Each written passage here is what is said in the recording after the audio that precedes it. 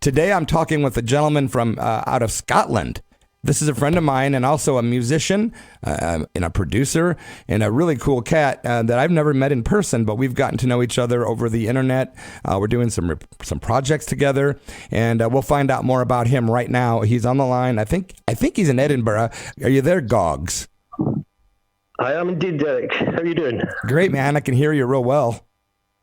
Cool. Good stuff. Yeah, I'm just outside Edinburgh, just down the coast in what they call East Lothian. So about 15, 20 minutes drive outside Edinburgh. Okay, it's funny, whenever I interview anyone from Scotland, I just automatically assume they're at Edinburgh. I don't know why I do that.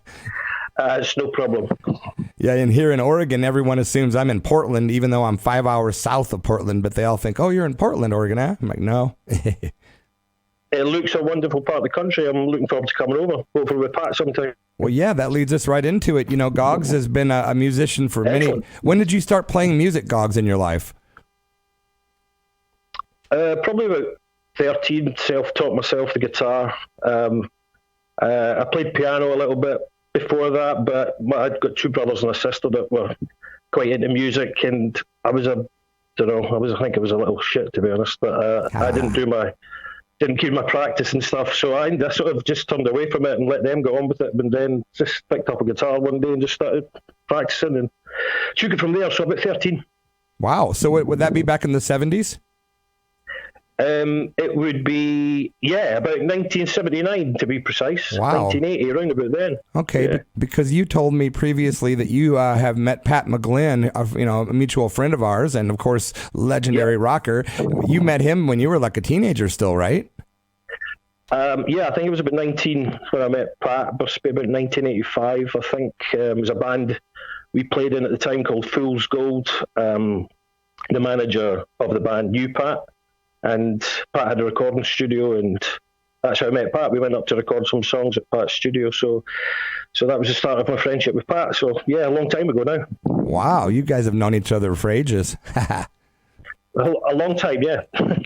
Have you guys done a lot of recording together over the years? Funnily enough, not really, no. When we first met, obviously I was in another band, but then Pat got an offer from a promoter in the States to form a band and do a tour. So that was with Pat and Janine, and there was myself and my pal Darren, who was a bass player, and Pat's brother Danny, and we were all going to go over to the States and do a tour. The name of the band was Big Bang, but we discovered the promoter wasn't who he said he was, and I think he was just a fantasist, really. He was a basically Rollers fan. Oh, man. So it never happened. Yeah, it was just one of these things. It never happened. But you know what? After that, Pat asked me if I wanted to write some songs with him. So we spent about 2 years in a studio just having a lot of fun, trying to work out samplers and sequencers, and we recorded some stuff back then, but we've not done as much as we probably should have. But Pat's been down at mine now and again, and we've had some nice long chats and a few drinks, etc. And he's picked up the bass, or he's picked up the guitar, or he's done a bit of singing here and there. So yeah, we've kept in touch all this time. So hey, Gogs, did you get to know Pat's late brother Danny McGlynn very well? I knew Danny a little bit, yeah. He seemed a really nice guy, and I remember Pat letting me hear a demo tape of Danny singing a good few years before I'd met him, but what a great singer he was, as well as a great guitar player. But I didn't really get to know him too well, but yeah, he was a really nice guy. He seems like the recordings I've heard, he's such a talented guitar player, man. As is Pat, yeah, the two of them. Pat's very modest, but he's a great guitarist. I learned a lot from Pat. When I was in my teenage years, I was into heavy metal, heavy rock, practicing all the super fast lead and all this sort of stuff. And I remember when I went to the studio with Pat, and he was doing a pretty chilled out sort of little funky, soulful sort of thing with the guitar, which was only about 3 or 4 notes. Yeah. But just the rhythm, the sort of feel he had. And I tried it and I couldn't do it. I just couldn't get it together. And I thought, oh my God, I'm not nearly as good as I thought I was. Right. So Pat introduced me to that whole different style of sort of funky jazz music. Yeah, so I put that down to him. That's super, super cool. What a great story, man. That's awesome. Thank you very much. Yeah, a lot of people have sent questions over. A few people were curious about, like me and you and how we know each other and stuff. And really, it's just a very strange situation how I kind of met you through Pat McGlynn, and now we have begun a little recording project through, the new way, like doing it through the emails and all that kind of stuff. Yep. So I'm really excited, even though it's a slow process. I feel it coming together. I think we're going to end up having something really unique in the end. Well, let's hope so. I think lockdown's obviously not helped with anyone trying to collaborate and do music or anything. But hopefully things are easing a little here in Scotland. I'm hoping that I can get Pat down in the next 2-3 weeks. So we've started some songs, as you know. There's a song that we actually originally recorded, probably in 1985, called "Wanna Be." Gene sang the song. Nice. Unfortunately, back in these days, of course, it was before even CDs, I think, but you only had cassette tapes. And sadly, I don't think I've got. I've looked, and I don't think I've got any of the old cassette tapes with that original version on it. They might be on a 1/4-inch master tape somewhere, but goodness knows where that is. So we're going to redo that one, and obviously we've got a few other songs. We're going to do one of your ones. And yeah, it'll be interesting to see how it goes, but hopefully it's lockdown easing. We'll be able to move on with that project soon and look forward to seeing how it works out, and obviously meeting up with you too.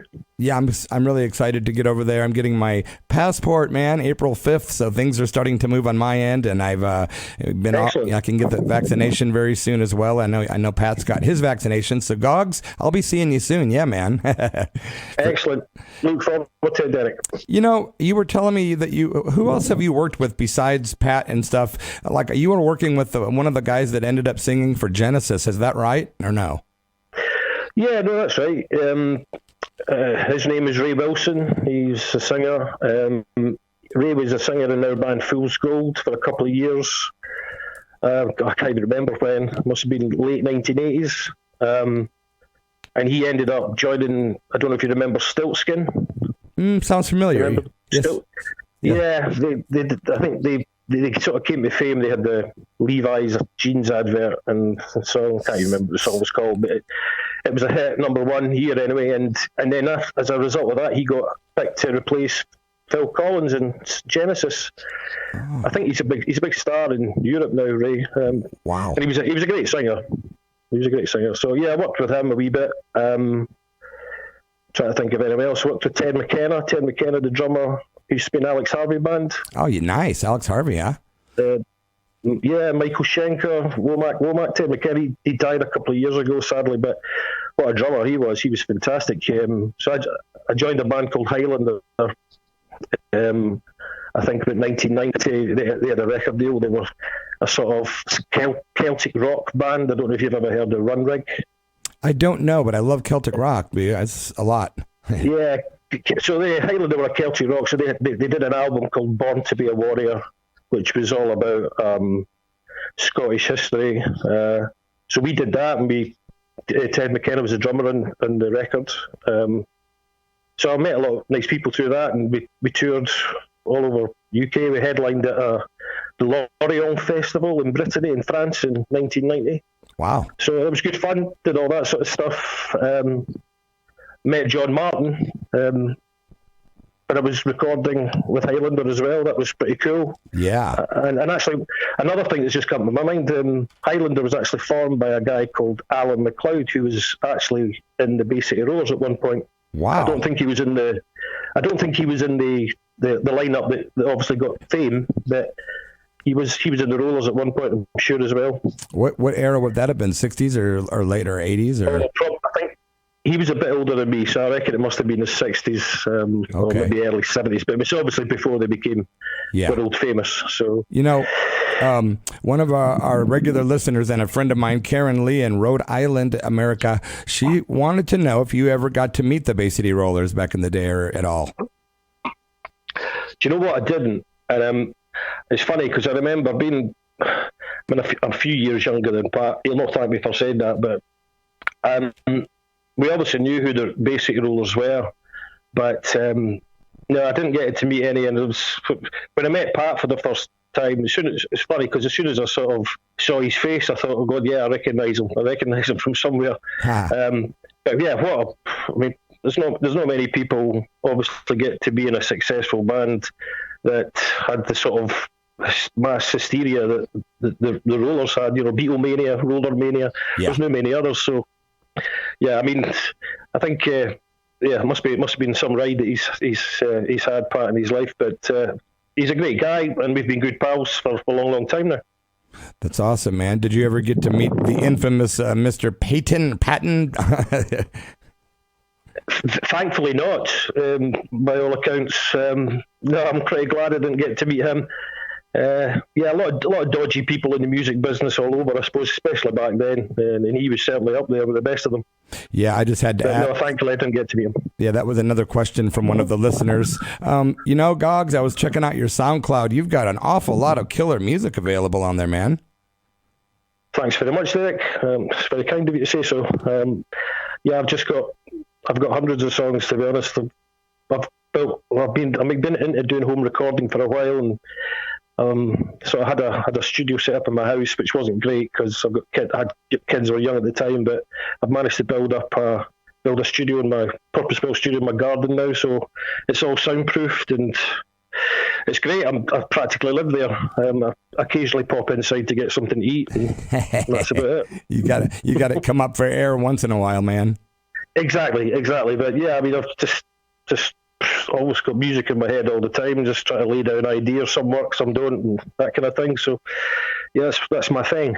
What's your most besides the little project me and you and Pat are kind of doing? What else are you doing? You have like a regular band that you work with still these days? The last band I was in was a great band. It was Gilchrist. I think you've maybe heard some of the Gilchrist stuff. Oh gosh, I love that stuff. Yeah, I mean, it's sort of rock, funk, soul, fusion, but it was great fun being in that band because we were an 8-piece band. We had a three-piece horn section, and it was great fun. When it worked, it was great fun. Of course, the more people you got in a band, the more headaches you get because people don't turn up, people sort of lose focus, that kind of thing. So yeah, constantly having to get new horn players in, but when it worked, it was just brilliant. And me and my good friend Gary Fraser, otherwise known as Gags or the Paris. He was a singer, and Gary and I wrote a lot of songs. So, unfortunately, of course, lockdown just put paid to any kind of live music. So, not been doing any live music for a while now, but yeah, I've been doing loads of stuff in my studio. And hopefully, once lockdown's over, obviously, apart from the project with you and Pat, I'll hopefully get some other pals down. The Veer stuff as well. I'll let you hear some of the Veer stuff. It's really confusing too. One day we were talking about Gags and Gogs, and everything got real confusing. Oh, I know. I know. You imagine Gags and Gogs used to do lots of gigs. So yeah. Oh my God! Was ridiculous. Another variant. Yeah. That's hilarious, man. Gags, Gogs, gigs. Yeah, it was indeed. But there you go. So hopefully, meet up, get together with these guys once lockdown eases, and just whatever happens. I'm just into doing music, so that's what I do. Hey, man, if people would like to look up your music, which I know they're going to want to, a lot of people will probably be going, how do I find music from this guy? What do they do if they would like to find your music? I think you just probably Google Gogs Anthony. My surname's spelled a bit different. It's Anthoney. So okay. If you put Gogs Anthony, I think it'll probably come up with my SoundCloud page, hopefully. Yeah, he's got so much stuff on there. Yeah, I sort of like to write music. Well, I just pretty much write whatever comes into my head, and it could be anything from rock to pop to funk to sad ballads. I don't know, just whatever. Yeah. If I think it's worth doing, I'll do it. So yeah, I've got a mishmash of an eclectic mix in there. If people want to look up, that would be great. Yeah, I think it's cool. Pop and rock and hard rock and soft rock. It really does go together if you arrange it in the right way to where it sounds good on the ears. I really think it's kind of cool to put these different sounds together, Absolutely, yeah, and that's what I like doing. So, yeah, I think my friends will probably just get a bit blasé now because if I say I've got another song, do you want to hear it? They're like, oh yeah, because I sort of I send them a new one every other week, to be honest. So, You're like a music machine. Well, yeah. you were cool enough to send over a song for me to play, which I'm going to do in a few minutes, and it's a tune we're going to play called "A Place Called Desire." Is there anything you want to let us know about that tune? No, I'm quite chuffed with the way that one came out, but that was written about a few years ago about, ironically, meeting friends after work on a Friday uptown in Edinburgh and just having a night on the tiles. A good sort of network of friends that we occasionally all get together. They all work all over the place. So I've got pal Bruce in Spain, I've got Gogs, of course, Pat, Shane, my friend who works offshore, John, trying to think. God, there's loads of them. Of course, can't forget Muzz Clark. He's the second best bass player in Europe, by the way. But yeah, we all get together and we just have a good night out. And that song was basically about that. Nice. A Place Called Desire. So what I have to do, to be honest, Gogs, is to get to the song, which is on the same phone I'm talking to you on, I have to do something. Okay. So I'm going to play another song and do a little thanking of my underwriters, and then I'm going to come back in about 5 minutes, ladies and gentlemen, and we're going to hear this tune from Gogs. So I'm asking you to stick around to listen to that, which I know they will. And I want to say thank you, dude, for making the time to come on and chat with me today. No problem. It's my pleasure, Derek. Anytime. Thank you very much. Yeah, it was, I would like to play more of your stuff on the show down the road, so feel free to send stuff over that if you think it would fit on Earthheart, I'd love to have it, man, I mean, excellent. I think I could probably give you a song every week. You have enough for the next 2 or 3 years. Well, we've also got the Church of Rock going in the evening, so if it's more hard rock, and we can go on that. Brilliant. That would be wicked, mate. Thank you very much indeed. Yeah, is there anybody you want to say hi to or anything, man? Absolutely. I'd love to say hi to my loving wife, Naomi, who's put up with a lot over the years. I think being married to a musician can be difficult at times, but I love her to death. My beautiful daughters, Molly and Amy, and my granddaughter, Nova. I know my brother, Douglas, is listening with his wife, Fiona, so big thanks to them. And anyone else who knows me, there you go. The old get out clause. That's great, man. You got to give the love back for sure whenever you get a chance, and that's cool, bro. Well, Gogs, you're much appreciated. You're listening to KSKQ Radio. We are talking with Gogs. He's in just outside of Edinburgh, Scotland. A great musician and producer, and it's been a fun chat. It is our pledge drive, however, so I'm asking, please call 541-482-3999. We'll take any amount from you today. We just need to keep the bills paid so we can keep great broadcasting coming at you, which is real broadcasting with real people, real news, and real happy stuff, man. And Gogs, thanks again for being here, man. And we're going to play A Place Called Desire after I do a tune by the great David Allen Coe, and I'm going to thank my underwriter, but thanks again, Gogs. Thanks very much, Derek. Speak to you soon.